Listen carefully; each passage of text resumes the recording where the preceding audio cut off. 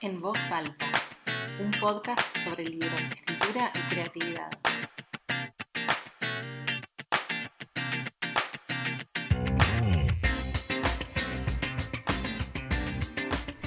Bienvenido a un nuevo episodio de En Voz Alta. En este episodio vamos a conversar sobre los libros que nos acompañan a la hora de escribir relatos.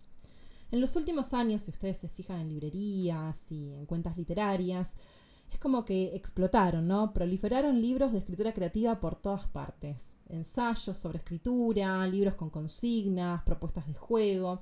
Y esto creo yo que demuestra que existe un genuino interés en conocer el detrás de escena, la cocina de la escritura, pero también en incorporarla a nuestros hábitos cotidianos, ¿sí? Personas que están queriendo empezar a escribir o descubrir este mundo o simplemente utilizar la herramienta de la escritura como un juego para conectar con su creatividad. Como siempre, al final del episodio te voy a hacer una propuesta de escritura para que te pongas en acción, ¿sí? Así que además de escribirte 5 libros que en este momento yo estoy teniendo muy a mano siempre al lado mío en el escritorio, te voy a proponer que hagas una búsqueda, ya en la parte de bajar a tierra lo vas a descubrir. Antes de ir a los libros específicamente, aprovecho para comentarte que ya puedes escuchar este podcast en Spotify, en Apple Podcast y en Google Podcast. Lo tenés que buscar como En Voz Alta Cari Wine y te va a saltar. Quizás te es más fácil escucharlo así, no sé, desde el auto, desde donde sea que me escuches. Y si te dan ganas, me puedes dejar un comentario o calificar el podcast, así me ayudas a que más personas lo descubran. Y por supuesto también podés compartirlo en tus redes o con aquellas personas que creas que les pueda interesar. Ahora sí volvamos al tema de los libros sobre escritura. Como te decía, existen muchos libros sobre el arte de escribir y si tuviéramos que remontarnos en la historia iríamos hasta la mismísima Poética de Aristóteles. Pero no son solo útiles los libros, digamos, teóricos sobre el arte de escribir, es decir, aquellos libros que nos proponen conceptos o ideas. También tenemos ensayos que reflexionan más subjetivamente sobre aquello que nos pasa cuando escribimos, e incluso de tono más poético. Y ni hablar de ir a buscar referencias sobre aquello que estemos escribiendo. Por ejemplo, yo hoy estoy queriendo escribir ciencia ficción, voy a buscar las escritoras referentes en este género, a ver cómo lo hicieron, cómo pueden darme una pista de hacia dónde ir, de qué estrategias usar, etcétera, etcétera.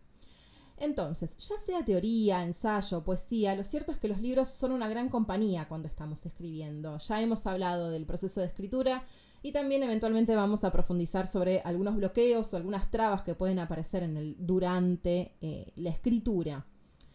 Y si bien, como te decía recién, mis compañías de papel suelen ir variando según el proyecto, hay algunos libros sobre los que me doy cuenta que vuelvo siempre y en los últimos tiempos, como te decía hace un ratito, están muy, muy cerca mío, los tengo en el escritorio, los uso para las clases, son libros a los que voy a buscar todo el tiempo.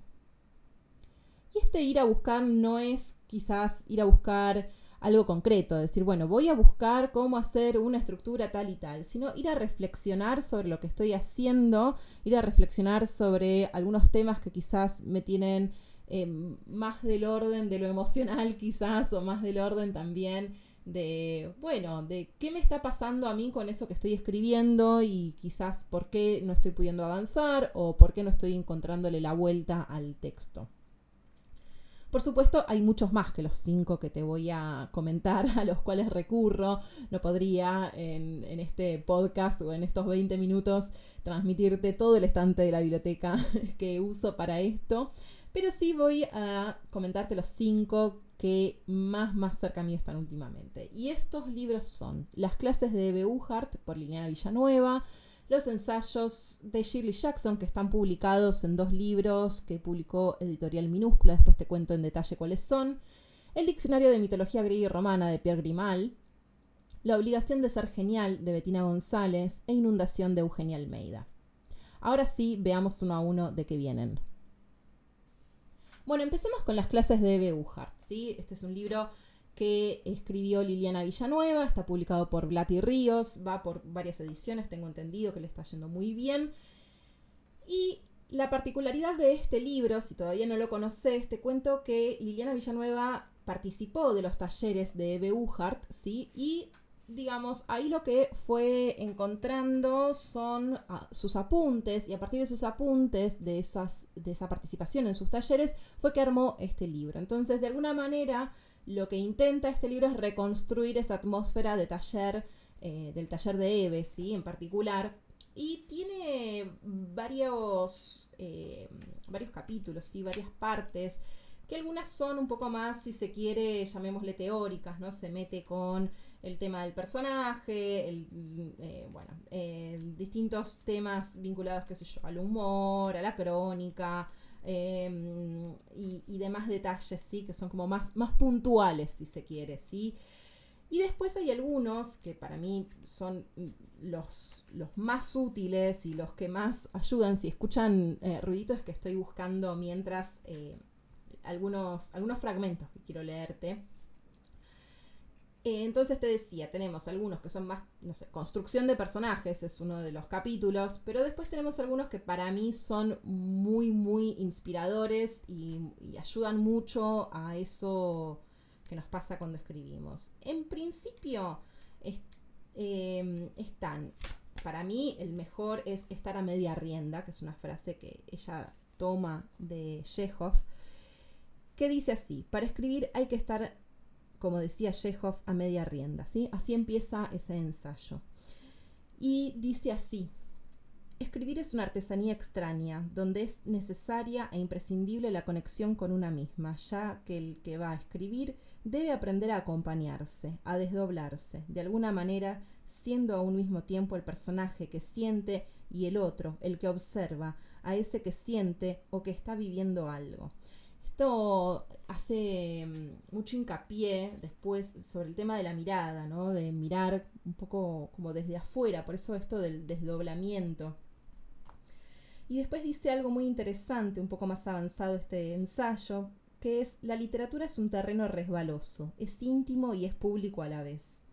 Para escribir no importan tanto los hechos, sino la repercusión de esos hechos en mí o en mi personaje.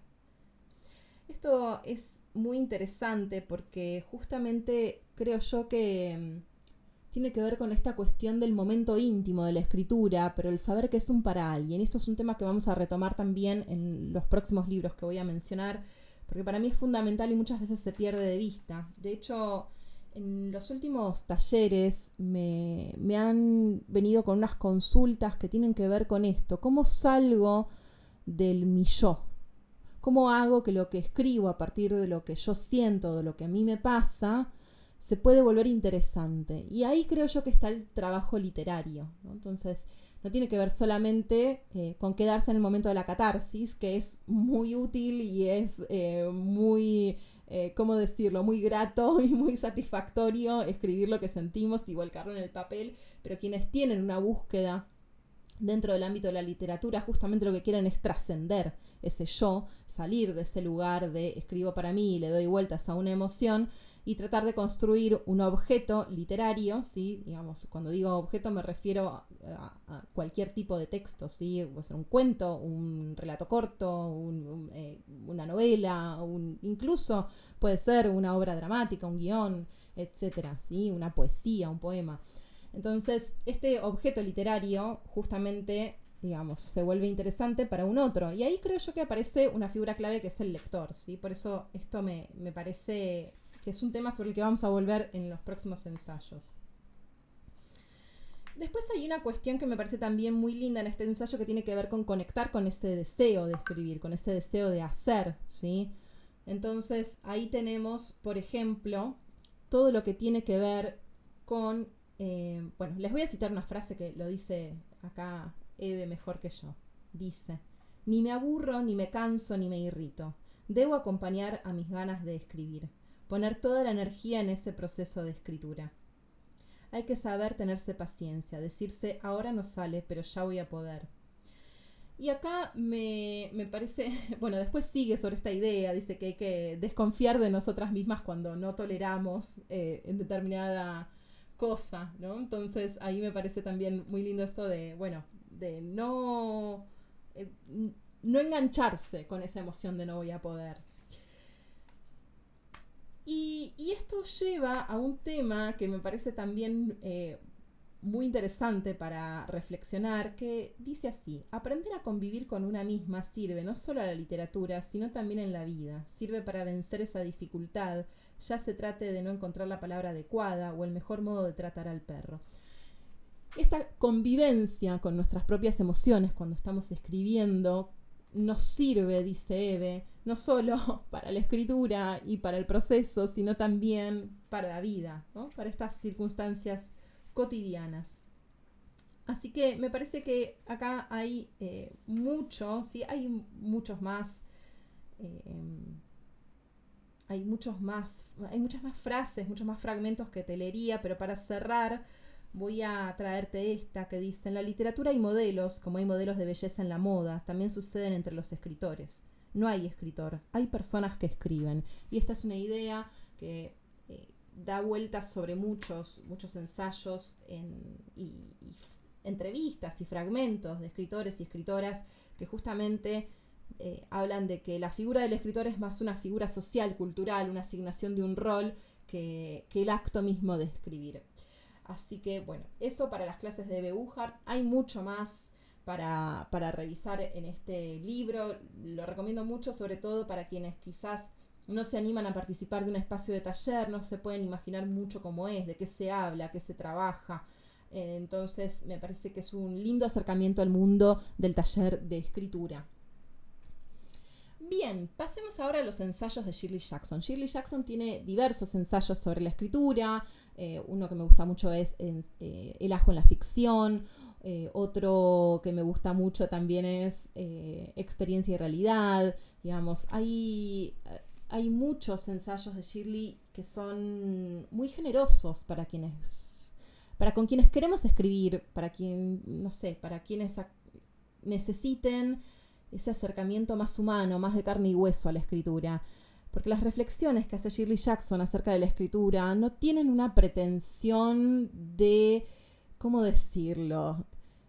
No son para nada snobs, ¿sí? Digamos, para decir una palabra que quizás suena poco grata, pero vieron que hay una pose literaria que, bueno, entonces yo voy a hablar de mi escritura y me pongo con este rol místico. Bueno, Shirley no para nada, digamos, va muy a lo terrenal de la escritura, va muy a los hechos, a lo que le pasa, y también incluso en los ensayos en los cuales, digamos, se dedica más a cuestiones técnicas que tienen que ver con la escritura, da consejos muy concretos, ¿sí? Muy concretos sobre los diálogos, muy concretos sobre qué palabras elegir, muy concretos sobre cómo utilizar determinada puntuación o determinada forma de adjetivar. Sí, es bien, bien concreta, y eso es muy generoso porque justamente saca a la escritura de ese halo de genio creativo, ¿no? de cuestión iluminada, digamos, de tarea solo para iluminados, etc., y lo lleva muy a la práctica. Y también trabaja mucho esta relación con el lector, que como les decía, vamos a volver un poco sobre esos temas, y me parece que es clave poder tener esto en cuenta. En particular, me gusta mucho una conferencia que está publicada en Deja que te cuente. Ahora, antes de pasar al siguiente libro, les cuento cómo están publicados, o por lo menos cómo se consiguen acá en Argentina. La conferencia es El ajo en la ficción. Y justamente trata sobre la relación con el lector. Después, bueno, se mete con otros temas, pero principalmente hay una idea muy interesante que es la de el lector como una bestia. Y dice así empieza la conferencia: de lejos, la mayor amenaza para un escritor, cualquier escritor, sea principiante o no, es el lector. El lector es, al fin y al cabo, una especie de socio silencioso en todo este asunto de escribir. Y no cabe ninguna duda de que una obra de ficción está incompleta si no se lee nunca. El lector es, de hecho, el único enemigo implacable, genuino del escritor. Lo tiene todo a su favor. Al fin y al cabo, basta con que cierre los ojos para que cualquier obra de ficción deje de tener sentido. Y después sigue, ¿no? Un poquito más adelante sigue así.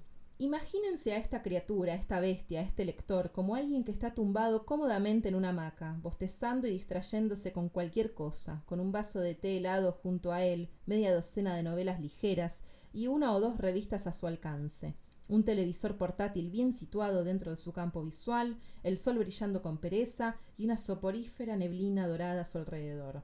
Ahora, pídanle que elija una historia muy trabajada y pulida, revisada y corregida e impecable tras una labor infinita. Y pídanle que se quede ahí, tumbado y lea.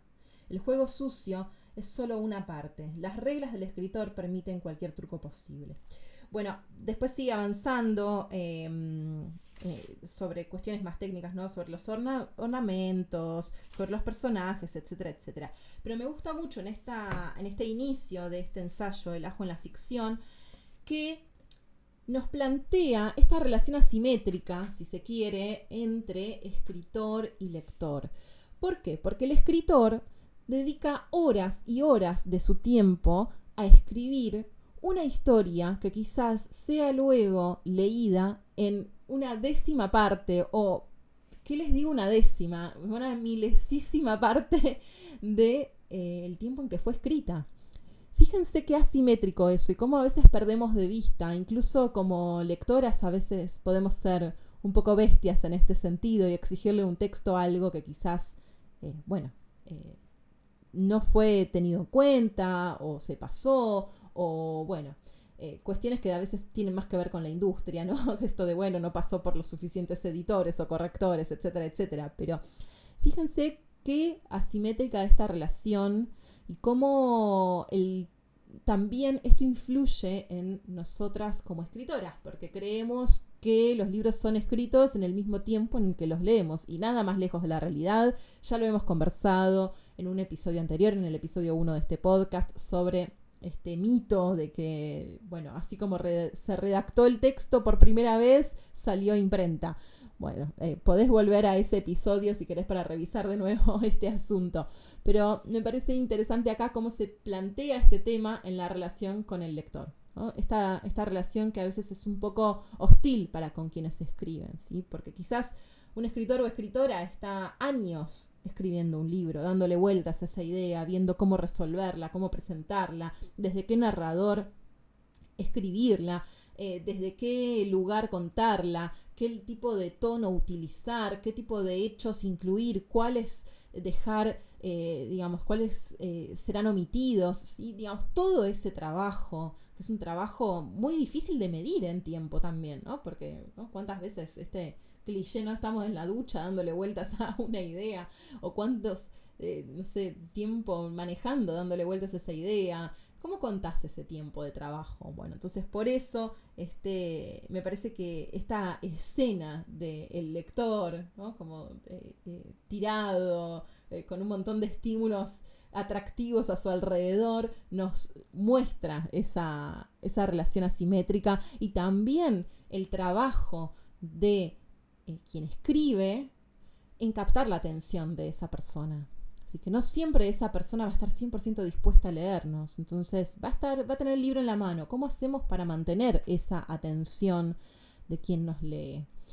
Pensar en esa imagen muchas veces nos da la pauta de si no estamos dándole vueltas mucho a una escena, si la descripción vale o no la pena que sea incluida, etcétera, etcétera. Así que me parece ahí muy interesante. Después hay otros ensayos de Shirley que me parecen muy interesante. En particular, recomiendo que lean Biografía de una historia, que es algo que le pasó a ella. Son las cartas de quienes leyeron uno de sus cuentos y todas las repercusiones. Pero también, si están comenzando a escribir, me parece que es muy, muy interesante el ensayo Experiencia y Ficción. Tiene 2 partes que me parecen súper interesantes.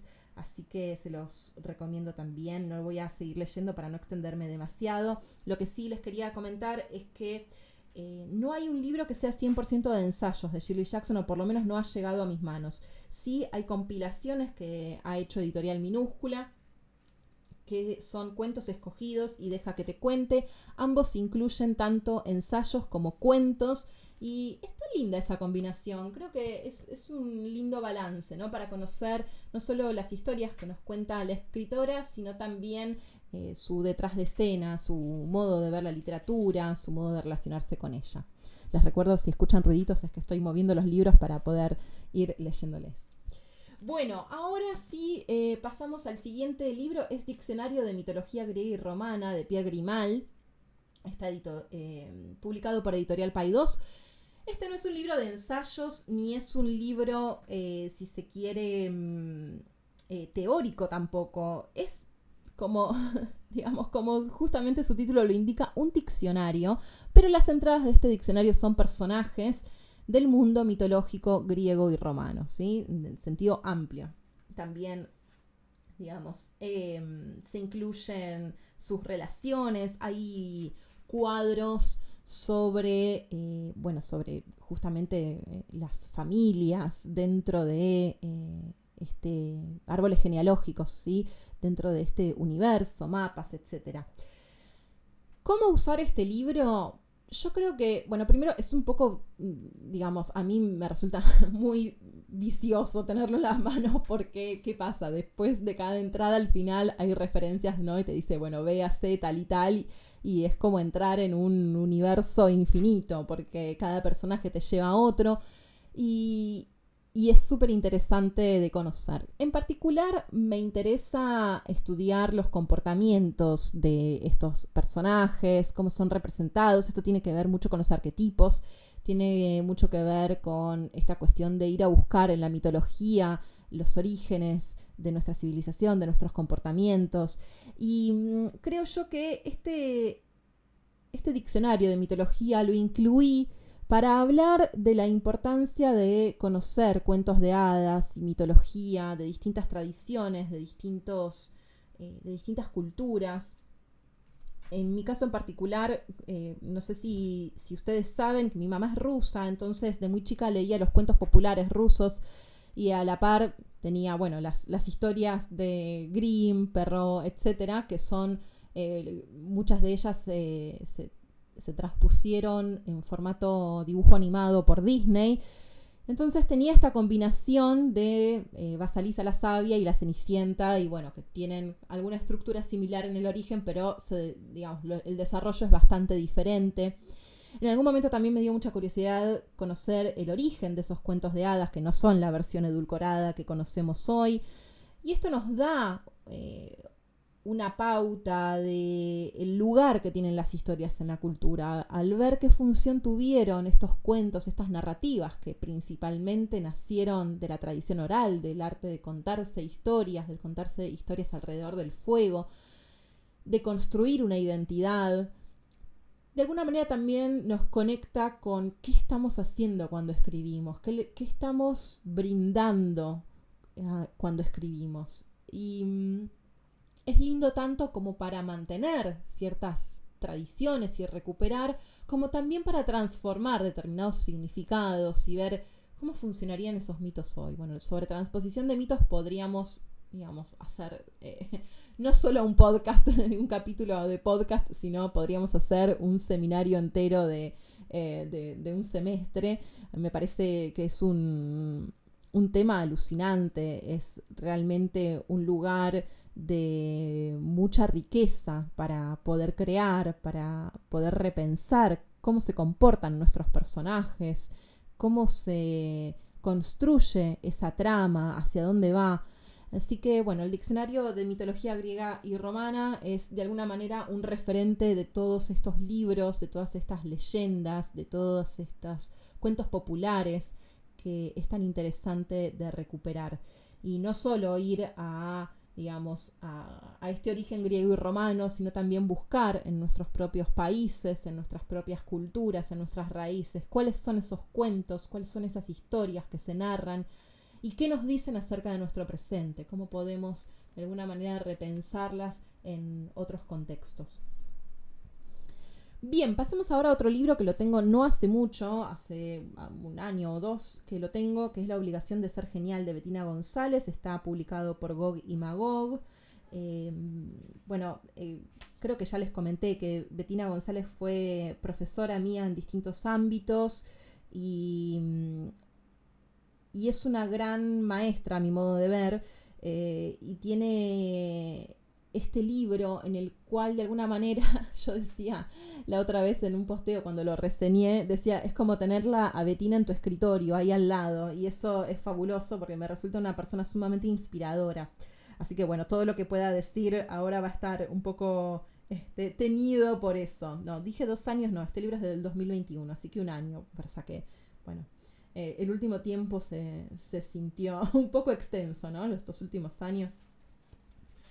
Bueno, en particular este libro es más ensayístico, sí, tiene un tono bastante personal en el sentido de que la autora busca, ¿sí? O a través de este libro, ¿qué es el escribir? Hay algunos temas, al igual que en el libro de Eve Uhart, en torno a cuestiones más técnicas, por ejemplo, los comienzos de las historias, el entramado, el ritmo, etc. Pero también hay ensayos que, como les decía, son más subjetivos, si se quiere, y en ese sentido también son muy generosos.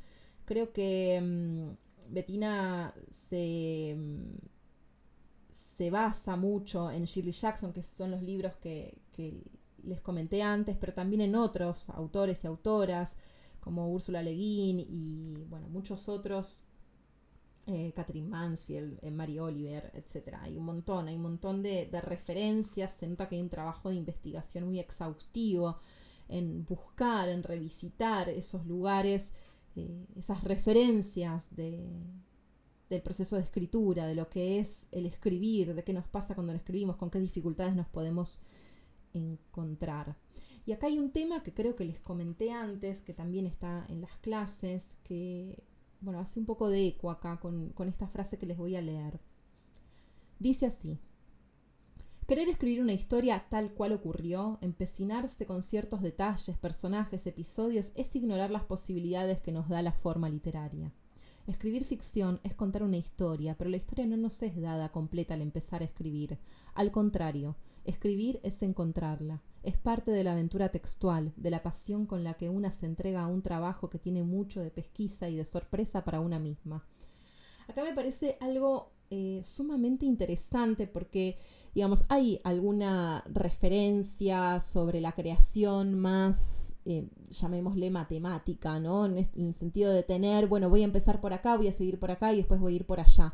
Y muchas veces es en la escritura en donde encontramos las respuestas. Entonces, esto de querer partir con todas las respuestas, de alguna manera, nos traba, porque digamos el proceso de escritura, o por lo menos el proceso de escritura que a mí me interesa, es ese proceso en el cual nos vamos transformando y vamos transformando nuestro modo de ver la historia a medida que la escribimos. Después en otra parte dice así: imaginar es un acto tan íntimo como incomunicable, porque el juego y la fantasía son las vivencias más serias de nuestro yo, su verdadera textura. La imaginación es, primero, una cuestión de fe. Hay que creer firmemente en nuestras invenciones, como las cree un niño, para ser capaces de escribirlas. Y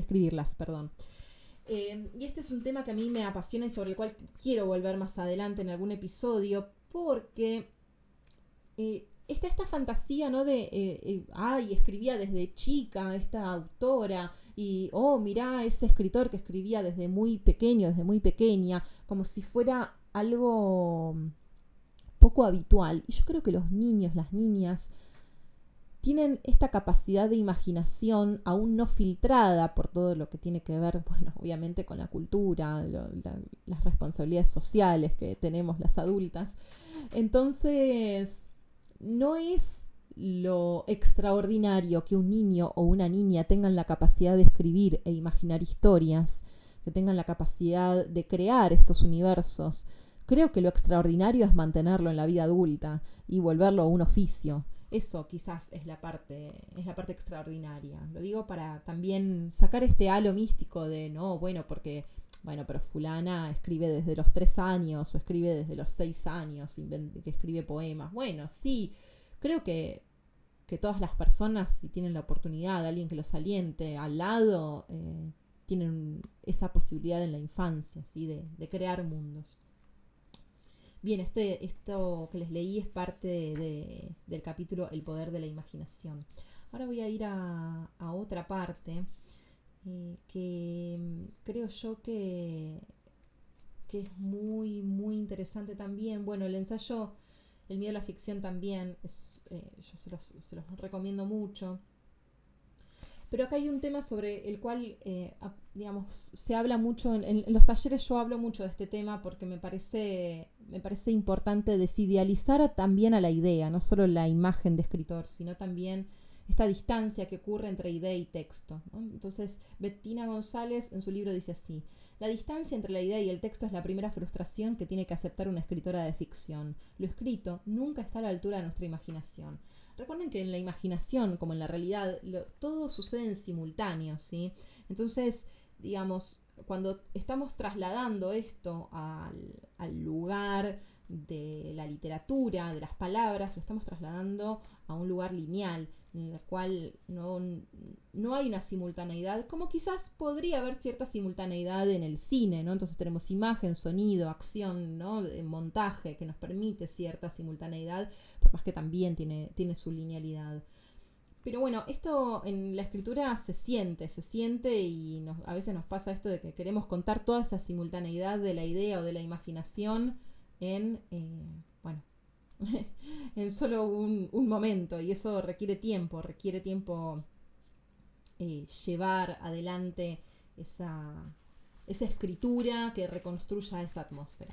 Para cerrar este libro voy a leerles unos últimos fragmentos, voy a leer un salpicadito, ¿sí? No está todo así de corrido, pero creo yo que funcionan muy bien juntos estos fragmentos. Escribir es descubrir, no solo aquello que se desconocía, sino también aquello que antes estaba cubierto. Escribir es descubrir el yo, despojarlo del lenguaje costra que era su refugio en pos de uno más cercano a la verdad emocional. Las buenas escritoras de ficción aceptan su vulnerabilidad, aceptan empezar a escribir sin saber a dónde van. La autora que no arriesga el corazón no arriesga nada, por más que se esfuerce en una arquitectura textual elaborada. Bien, bueno, con esto cierro porque me seguiría leyendo un montón de fragmentos como con otros libros me pasa. Bien, entonces este libro yo también lo recomiendo para los momentos en los que no sabemos qué estamos haciendo, por qué estamos escribiendo, etc. Ir a este libro es un gran refugio, una gran ayuda. Por último pasamos al texto Inundación. Inundación es un libro de corte más poético, sí, más experimental en cuanto a su lenguaje. De alguna manera es una búsqueda por encontrarle cierto sentido a la escritura. Está publicado por Ediciones Documenta Escénicas, es de Eugenia Almeida y su subtítulo es El lenguaje secreto del que estamos hechos. Me gusta mucho el ensayo que le da nombre a este libro, que es un ensayo en el cual se describe una situación en la cual empieza a llover y es hermoso, pero después el agua avanza, el agua empieza a subir, ¿no? Entonces, bueno, eso que al principio se vuelve bello, de pronto se vuelve incómodo, de pronto se vuelve terrible, ¿no? O sea, peligro de muerte, digamos. El agua dice así, el agua que te puede llevar también es el agua que puede sepultarte en una habitación, pero también dice, bueno, como la lluvia, como eso que nos transmite cierta calma. Bueno, y hay todo un recorrido por la idea de lluvia, de agua, de inundación, toda una escena descrita muy bellamente, y cierra con estos 3 versos. Todas esas aguas, inundaciones, así es la escritura. Me parece muy bello como imagen, como esta cuestión de que, bueno, a veces va a haber momentos gratos y a veces no tanto. Hay listas de escritoras de referencia, hay un montón de, digamos, cada ensayo tiene una palabra disparadora como refugio, quimera, perseverancia, opacidad, listas. Bueno, hay un montón. Son ensayos muy muy breves, se lee muy ágilmente, así que también lo recomiendo, no solo para leerlo de un tirón, sino también para ir y abrirlo en cualquier parte y leer el ensayo que primero te aparezca. Voy a leer un fragmento del ensayo Tiempo, que dice así: nunca se trata de lo ya escrito, ni de lo que uno quisiera escribir. Eso corresponde a los territorios del recuerdo y de lo imaginario. Y un poquito más adelante sigue: la escritura es, para mí, una versión singular de la lectura. Escribo con el mismo no saber con el que afronto la lectura. en eso está el placer, en no poder anticipar qué va a pasar. Fíjense cómo hace eco también con los temas que aborda Bettina González y Eve Ugart en este libro de Eugenia Almeida, pero desde otro lugar, desde otro lenguaje. Así que me parece que también es un libro de referencia, sobre todo para conectar más poéticamente con esa emoción, con ese lugar de la escritura, con ese momento de la escritura. Pasemos ahora a nuestra actividad para cerrar este episodio. Bajar a tierra. Bien, la propuesta de hoy es que armes tu propia biblioteca de libros para acompañar tu próximo proceso creativo. Elegí 2 o 3 libros a los cuales vas a recurrir en el durante, ¿sí? Entonces, si no tenés ninguno de estos libros, no digo de estos 5 libros, si no tenés ningún libro, podés buscar en internet ensayos o frases de autoras y autores que te gusten, que te motiven, y hacerte un decálogo, por ejemplo, ¿no? Una lista de 10 de estos consejos o de estas frases de escritores y escritoras que te representen, que sientas que te puedan ayudar en los momentos más duros del proceso de escritura, en esos momentos de zozobra, como dice Eugenia Almeida, o en esos momentos en los que pensamos que no vamos a poder. Esa es una forma de cultivar esa desconfianza que planteaba Eve Ugart en el sentido de tratar de alguna manera de no engancharse con esa emoción de no sé lo que estoy haciendo, esto no sirve para nada, etcétera, etcétera. Entonces, desconfiar de nosotras mismas cuando tenemos esa emoción y tener a mano estos libros o este listado de frases salvavidas para esos momentos. Si no tenés ninguna también o te da un poco de fiaca, podés volver a escuchar este mismo episodio y extraer de las lecturas que yo fui mencionando y que fui citando algunas para tener ahí a mano. Lo podés pegar en tu escritorio, en un corcho que tengas cerca, en tu cuaderno de notas o donde te sea más cómodo. Incluso podés ponértelo de fondo de pantalla en la computadora cuando estás escribiendo para que te aparezca y que no te enganche esas emociones. La idea siempre es reconectar con el deseo de escribir.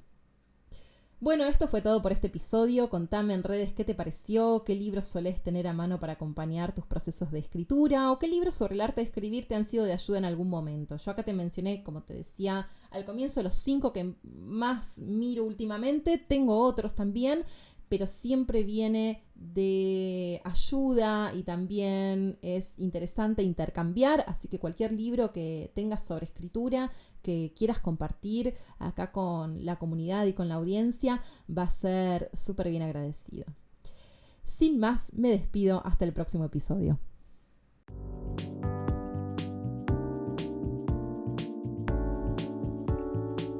En voz alta, un podcast sobre libros, escritura y creatividad.